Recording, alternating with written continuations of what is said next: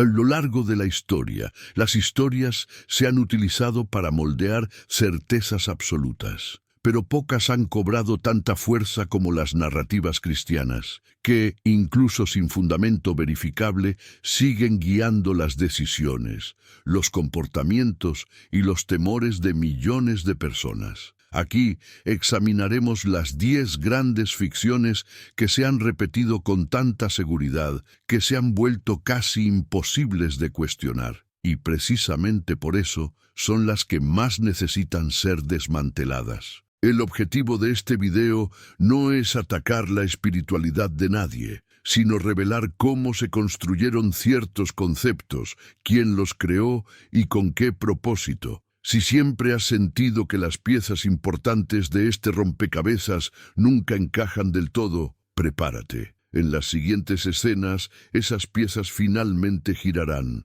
Desde sus inicios, el cristianismo aprendió a transformar las suposiciones en verdades absolutas, creando respuestas predefinidas a preguntas que ni siquiera se han planteado. Y es precisamente aquí donde radica el primer punto, la lógica invertida. Una persona nace escuchando la explicación antes de comprender el problema, aceptando la regla antes de aprender a cuestionarla. Esta inversión no ocurre por casualidad, crea dependencia. Y cuando una idea se arraiga antes del pensamiento crítico, empieza a parecer natural, obvia, inevitable, pero no es inevitable. Es asombroso darse cuenta de cómo estas verdades prefabricadas han perdurado durante siglos sin que nadie pudiera verificarlas empíricamente. Se repitieron no porque demostraran ser ciertas, sino porque funcionaban. Servían para controlar, para explicar lo desconocido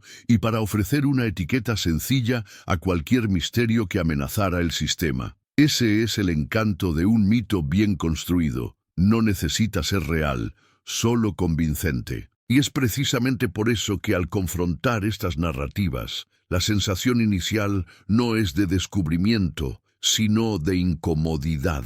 Es como tirar de un hilo que nadie quería que se tirara, porque si una parte se desmorona, el resto se vuelve inestable. Y la inestabilidad es todo lo que las estructuras milenarias intentan evitar. Aquí, sin embargo, en lugar de evitarla, haremos justo lo contrario. Iluminaremos cada rincón olvidado de estas versiones forjadas a lo largo de los siglos. A lo largo de este video no recibirás respuestas predefinidas, sino herramientas para comprender por qué se te dieron respuestas predefinidas desde el principio. Y al final, el cristianismo que creías conocer podría ya no existir. Lo que quedará será algo mucho más claro, mucho más honesto y enormemente más revelador. La primera gran ficción sostenida por el cristianismo es la idea de que la humanidad nace marcada por un defecto espiritual, algo supuestamente heredado e imposible de eliminar sin la intervención de la institución religiosa. Esta narrativa del pecado original no solo carece de fundamento histórico o biológico, sino que además crea un problema que solo la propia religión afirma poder resolver. Es una solución que se vende antes de que exista siquiera una pregunta real. Más que una doctrina, es un mecanismo psicológico que transforma a todo ser humano en un deudor desde su primer aliento. La segunda ficción es la promesa de que solo existe un camino válido hacia una supuesta salvación post-mortem, un camino exclusivo e innegociable, cuidadosamente gestionado por una estructura que controla quién entra y quién queda fuera. El cristianismo ha transformado esta ruta en un peaje espiritual, donde la obediencia se valora más que la comprensión. Sin pruebas, sin retorno,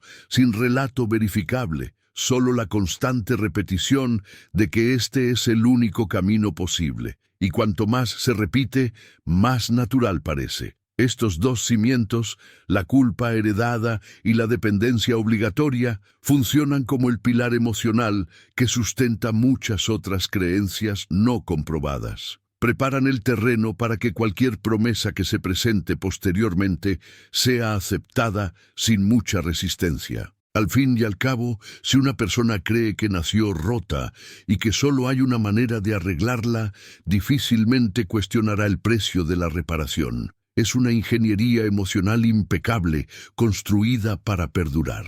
Pero lo más intrigante es que, al estudiar el origen histórico de estos conceptos, nos damos cuenta de que fueron decisiones humanas, no revelaciones divinas, las que definieron qué sería pecado, qué sería redención, y quién tendría la autoridad para conceder el perdón. El cristianismo institucionalizó interpretaciones, descartó competidores y moldeó dogmas según las conveniencias políticas de diferentes épocas. El mito evolucionó como un producto, actualizándose según la demanda. Y antes de pasar a la siguiente capa de contradicciones, quiero proponer algo al espectador, comentar la frase: la verdad no teme ninguna investigación. No solo para promocionar este vídeo, sino para demostrar que eres de esas personas que no tienen miedo de mirar más allá de lo que siempre se ha repetido. La tercera ficción sostenida por el cristianismo es la idea de que la Biblia es un documento homogéneo, coherente e infalible, escrito bajo la inspiración directa de una entidad divina. En la práctica, lo que llamamos la Biblia es una compilación de textos seleccionados por comités humanos, filtrados a lo largo de siglos y ajustados según disputas teológicas, intereses políticos y cambios culturales. La propia selección de lo incluido o excluido de esta colección revela más sobre el poder de sus editores que sobre cualquier deidad que intente comunicarse con la humanidad. Sin embargo, la creencia en la infalibilidad persiste porque es útil, impide el cuestionamiento, elimina matices y fortalece la autoridad de quien se erige como intérprete oficial. La cuarta ficción es la afirmación de que Jesús fue retratado fielmente en estos textos, como si los relatos fueran biografías imparciales escritas por testigos directos.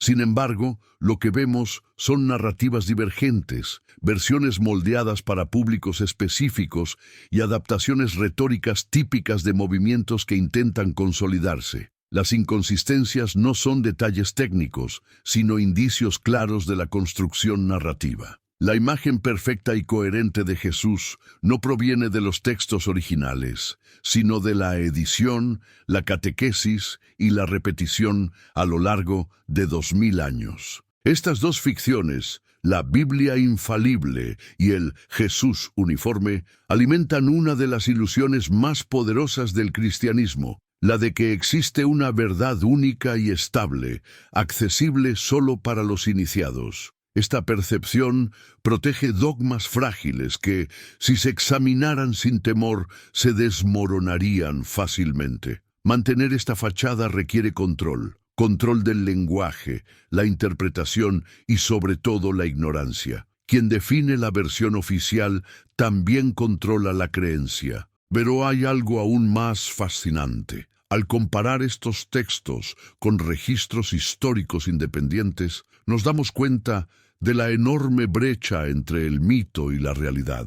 No encontramos ninguna evidencia sólida que respalde los acontecimientos milagrosos, ni que confirme gran parte de la narrativa dramática. Esto no hace que la figura histórica sea irrelevante, solo demuestra que su imagen ha sido amplificada artificialmente para servir a un proyecto mayor. Y cuanto más grandiosa es la imagen, más difícil resulta cuestionarla públicamente. Y antes de pasar a las siguientes mentiras, os dejo con una pregunta silenciosa, una invitación que actúa como un pequeño temblor en el terreno firme que siempre se os ha presentado. Si el fundamento documental del cristianismo ya tiene grietas tan profundas, ¿qué más dentro de esta estructura fue construido sobre arenas movedizas? El quinto error generalizado es la idea de que la moral humana depende del cristianismo, como si sin él la gente estuviera condenada al caos y al desorden. Este miedo se ha repetido tantas veces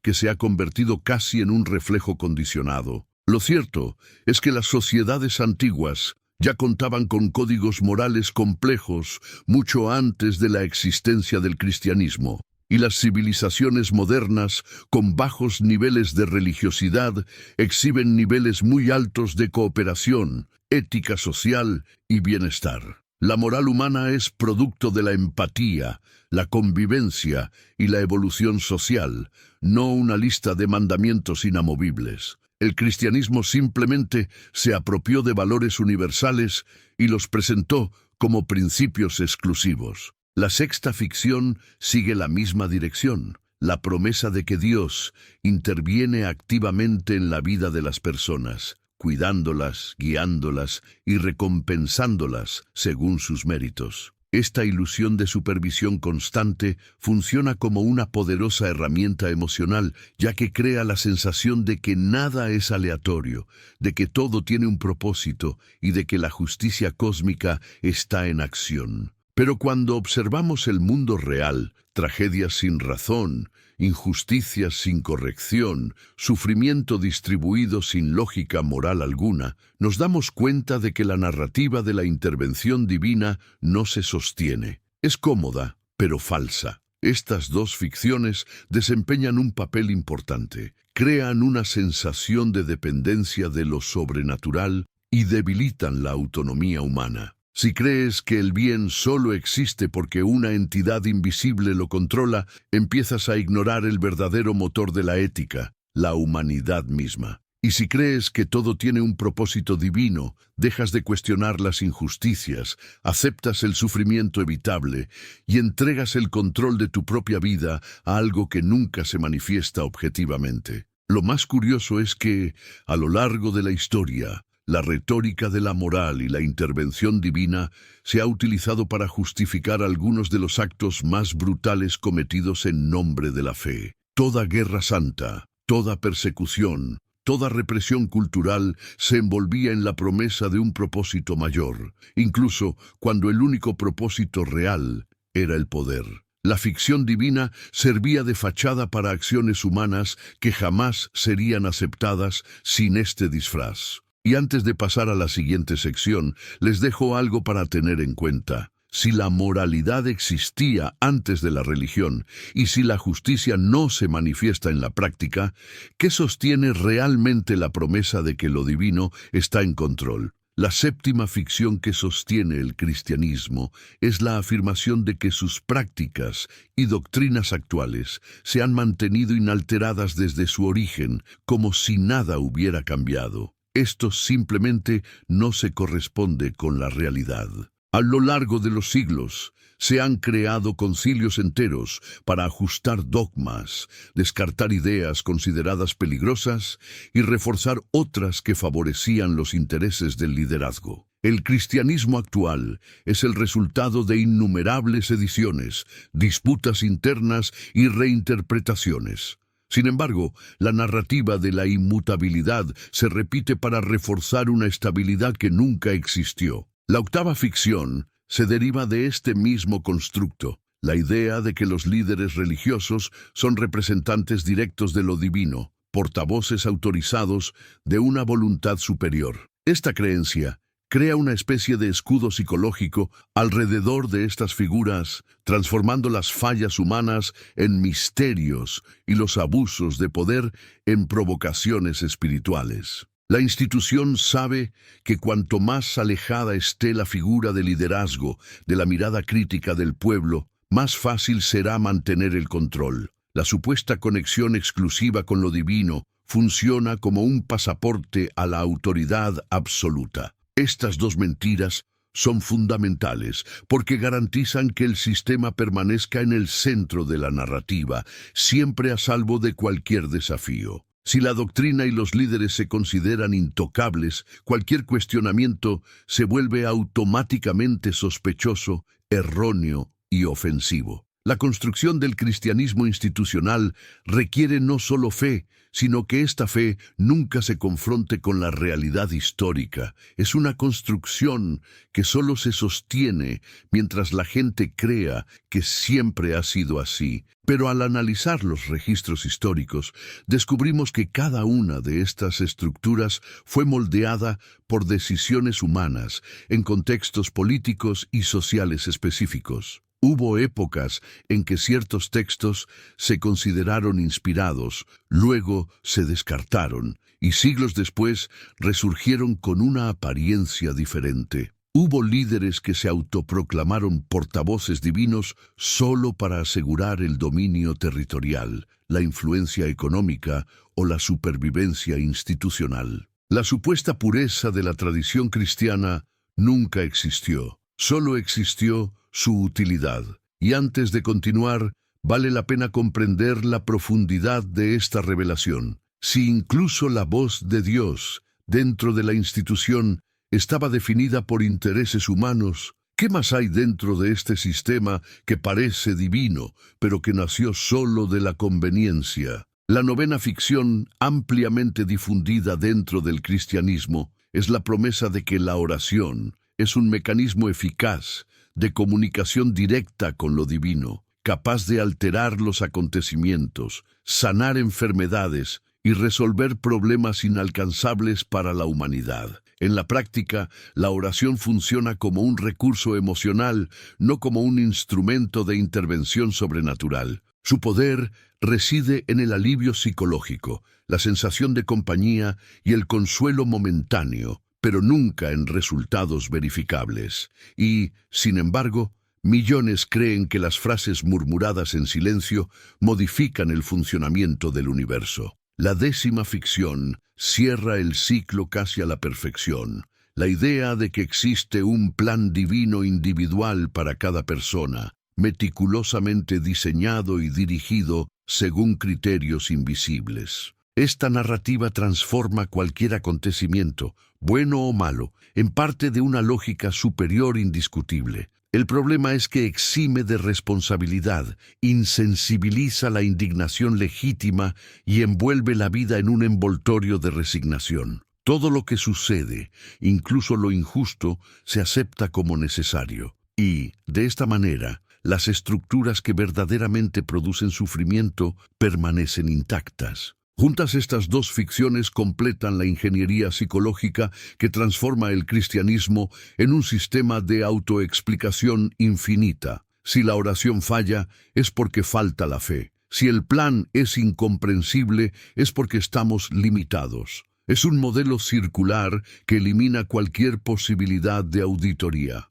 La institución no necesita demostrar que funciona. Simplemente culpa al individuo cuando no funciona. Es una lógica que mantiene a millones de personas atrapadas emocionalmente por la esperanza y la culpa simultáneamente. Pero cuando observamos este modelo con la necesaria objetividad, nos damos cuenta de que fue diseñado para ser infalible solo en su narrativa. Ninguna de las promesas puede probarse objetivamente, ninguna puede repetirse bajo condiciones verificables, ninguna ofrece evidencia alguna más allá del testimonio subjetivo. Y eso es precisamente lo que fortalece el sistema. Lo que no se puede examinar no se puede refutar. Es un escudo perfecto, construido no sobre la verdad, sino sobre su ausencia. Y antes de pasar a las siguientes secciones, aquí hay una pregunta que quizás nunca hayas considerado profundamente. Si la oración no cambia el mundo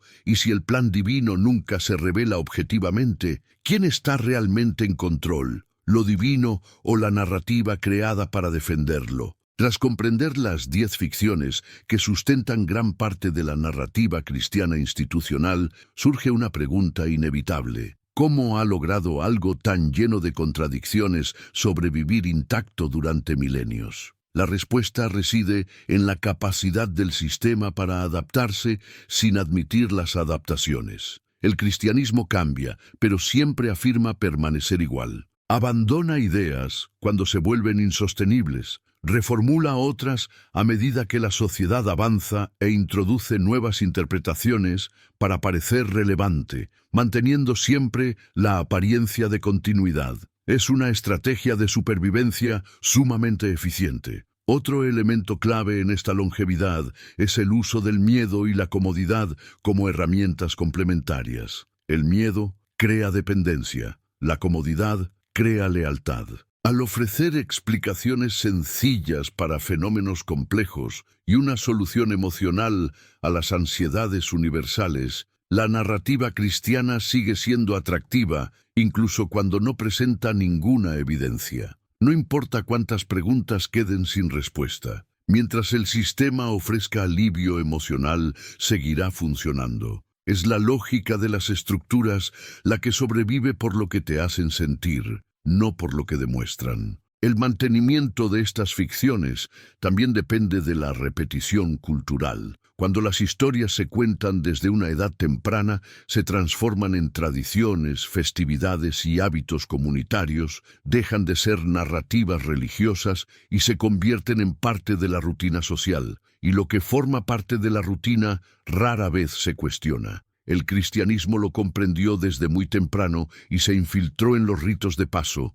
nacimiento, matrimonio, muerte. Cuando una creencia surge en los momentos más sensibles de la vida, se vuelve emocionalmente inmune al escrutinio. Otro punto crucial es que el cristianismo institucional ha aprendido a transformar la duda en un fracaso moral. Quien cuestiona no es tratado como alguien que busca comprensión, sino como alguien que se desvía. Esta inversión psicológica protege la estructura de la crítica interna. La duda, que debería ser parte natural de la construcción del conocimiento, se convierte en un obstáculo espiritual. Y cuanto más se reprime la duda, más fuertes se vuelven las ficciones originales, porque nunca se ven obligadas a defenderse con evidencia. Antes de continuar, vale la pena señalar algo simple pero inquietante. Cuando un sistema necesita transformar la duda en pecado para seguir existiendo, ¿qué dice eso sobre la solidez de las respuestas que ofrece? Una de las razones más profundas de la persistencia de estas ficciones es la dependencia emocional que el cristianismo institucional ha construido a lo largo de los siglos. Esta dependencia no se basa únicamente en creencias metafísicas, sino en vínculos afectivos, recuerdos de infancia, experiencias comunitarias y momentos significativos de vulnerabilidad humana. La religión no se sustenta solo en dogmas, se sustenta en momentos personales que se reinterpretan como pruebas espirituales. Cuando las emociones se convierten en doctrina, cuestionarlas parece una traición. La estructura fue diseñada para que cualquier ruptura emocional se confunda con una ruptura espiritual. Cuando alguien pierde la fe, a menudo no rechaza lo divino, sino que se despide de un conjunto de recuerdos asociados a él. Y eso es precisamente lo que hace al sistema tan resiliente. Se arraiga no solo en la mente, sino en la biografía de la persona. Es una ingeniería que transforma los recuerdos en corrientes sutiles, difíciles de ver, pero corrientes al fin y al cabo. Otro elemento de esta dependencia es la narrativa de la redención. La idea de que alguien necesita ser salvado y de que existe una solución inmediata crea una tensión emocional permanente. La creencia se convierte en el remedio para un problema que el propio sistema definió. Y cuando la persona se encuentra atrapada entre la culpa y la esperanza, la institución aparece como un mediador indispensable. Incluso cuando la lógica no convence, el hábito de buscar el perdón mantiene el ciclo en marcha. Además, el cristianismo institucional ha aprendido a transformar su propia falta de respuestas en prueba de profundidad espiritual. Cuando algo no tiene sentido, no se trata como un fracaso, sino como un misterio. Misterio es la palabra perfecta para bloquear el cuestionamiento porque no ofrece explicación, pero sí significado. Es una herramienta narrativa que mantiene a la persona enganchada, incluso cuando la razón apunta en otra dirección. El misterio no responde, retiene. Y antes de seguir, os dejo con un pensamiento que actúa como un rayo de luz en una habitación donde todo se ha mantenido siempre a oscuras. Si lo que sentís ha sido utilizado como argumento para mantener en pie estas ficciones, ¿qué pasaría si, por primera vez, separarais la emoción de la evidencia? Uno de los mecanismos más antiguos del cristianismo institucional es el ciclo de autoridad y sumisión. Este ciclo opera como un contrato emocional tácito. La institución ofrece instrucciones sobre cómo vivir, pensar e interpretar el mundo, mientras que el individuo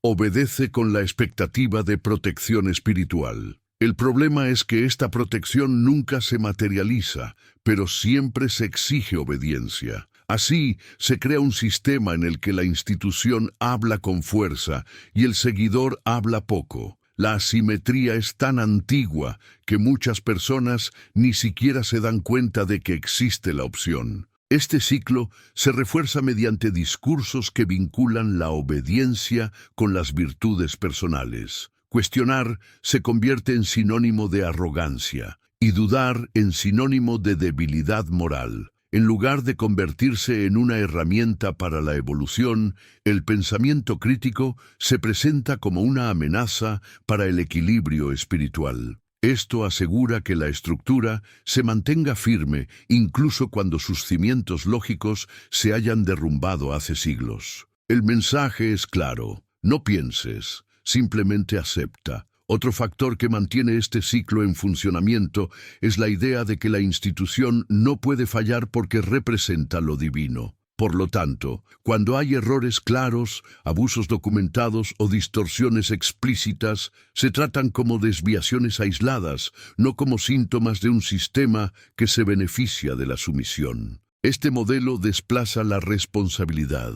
El error nunca es estructural, solo humano, pero convenientemente nunca es demasiado humano como para quebrantar el sistema. Es una forma sofisticada de blindaje. Este blindaje se intensifica con la creación de identidades colectivas basadas en la fe. Cuando la institución se confunde con la comunidad y ésta con la moral, cuestionar las ideas empieza a parecer cuestionar a las personas. Es un poderoso mecanismo psicológico, ya que convierte cualquier crítica en un ataque al propio sentido de pertenencia. Quien se atreve a cuestionar no solo siente duda, sino también riesgo social, y este riesgo sirve como una excelente herramienta de control. Antes de seguir adelante, conviene hacer una reflexión sencilla pero inquietante. Si la verdad fuera verdaderamente sólida, ¿por qué sería necesario protegerla transformando el cuestionamiento en una amenaza? En el mundo contemporáneo, donde la información abunda y el acceso a la evidencia es inmediato,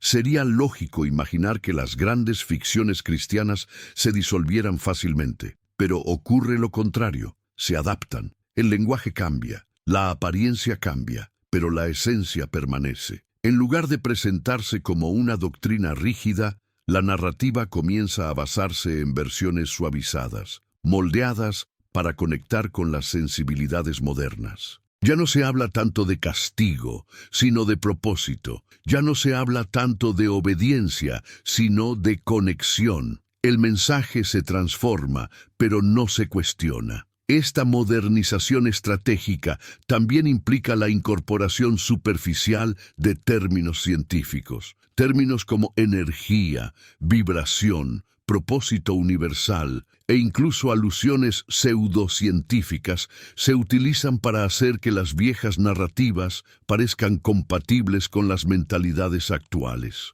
No importa si la explicación es inconsistente. Lo que importa es que suene lo suficientemente sofisticada como para desviar preguntas. Es una forma elegante de camuflar las mismas ficciones de siempre en un vocabulario contemporáneo, haciéndolas más difíciles de identificar. Otra estrategia es el uso intensivo del marketing emocional. Muchos líderes religiosos se convierten en influencers digitales, utilizando técnicas modernas de persuasión para reforzar dogmas ancestrales. Las frases motivacionales mezcladas con pasajes religiosos crean la sensación de que la fe se actualiza, cuando en realidad solo se ha reenvasado para mantener su atractivo comercial. Se trata de mantener el mito a través de la estética, no de la sustancia. El producto sigue siendo el mismo, la etiqueta no. Y aquí surge el punto que muchos evitan afrontar. Si el mensaje fuera verdaderamente eterno y evidente,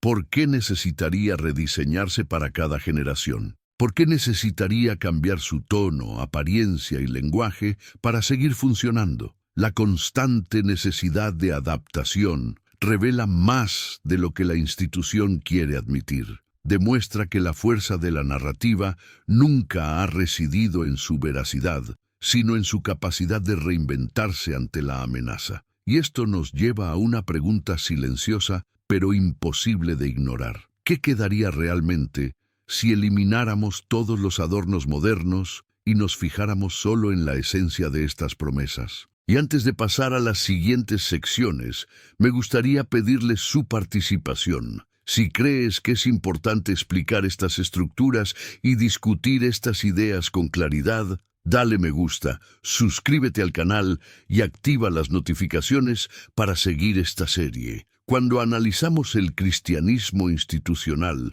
más allá del ámbito simbólico, nos damos cuenta de que sus ficciones no solo afectan las creencias individuales, sino que también configuran estructuras sociales enteras. Leyes, costumbres, patrones de comportamiento e incluso decisiones políticas se han visto profundamente influenciadas por estas narrativas a lo largo de los siglos. La vida cotidiana se ha visto moldeada por una lógica que muchos aceptan sin conocer su origen, y cuando una ficción se normaliza, deja de percibirse como tal y pasa a ser vista como una norma universal, incluso cuando nunca lo fue. La ficción cristiana también ha influido en cómo lidiamos con la culpa, la responsabilidad y la autonomía. La idea de que existe una vigilancia invisible y constante moldea comportamientos, decisiones e incluso deseos. Si bien muchos creen que esto forja el carácter,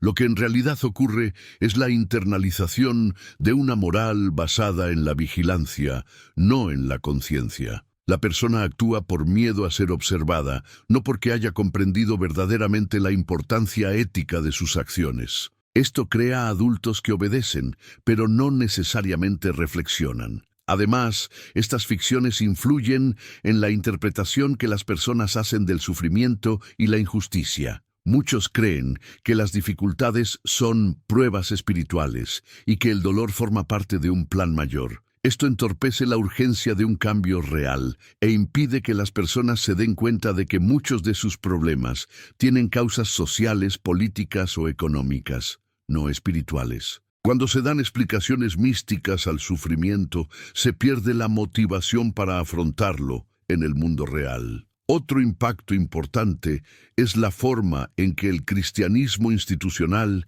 define quién está dentro y quién fuera. Incluso cuando predica el amor y la aceptación, sus dogmas establecen límites simbólicos muy claros. Esta separación crea un sentimiento de identidad basado en la exclusión, que puede parecer inofensivo a primera vista, pero refuerza profundas divisiones. Cuando una narrativa afirma tener la única verdad sobre la realidad, inevitablemente coloca todo lo diferente en una posición de amenaza. Y antes de pasar a la sección final, vale la pena considerar algo incómodo. ¿Cuántas decisiones tomadas de manera aparentemente personal, desde opciones morales hasta opiniones sobre política y vida, no surgieron de ti, sino de ficciones repetidas durante siglos? Al analizar cuidadosamente todas estas ficciones, surge una pregunta central. ¿Qué queda del cristianismo institucional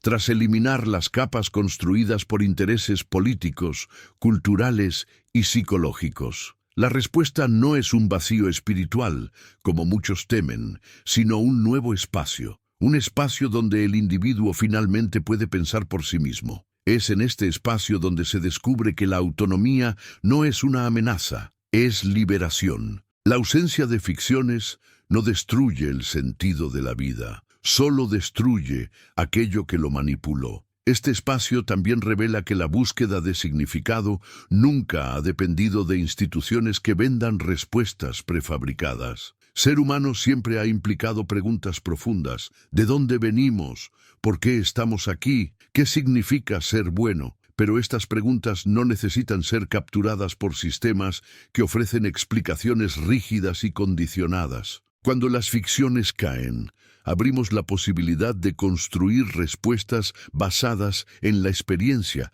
la reflexión y la evidencia, no en el miedo, la tradición ni la sumisión. Otro punto que surge en este proceso es la oportunidad de reconstruir la moralidad basada en la empatía, no en la imposición. La ética deja de ser un conjunto de órdenes externas y se convierte en un ejercicio para comprender verdaderamente la vida en sociedad.